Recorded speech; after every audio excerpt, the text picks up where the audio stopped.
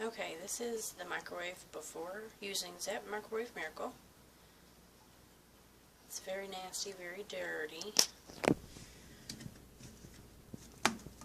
What you do is just spray it on.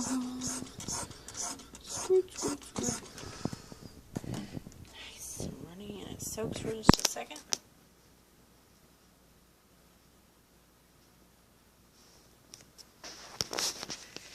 And then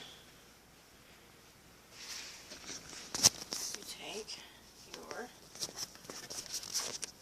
rag here and you wipe it off.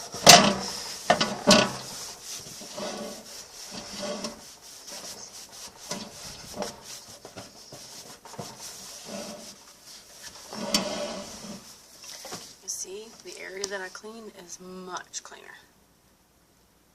And it came off really easily, and it smells really nice.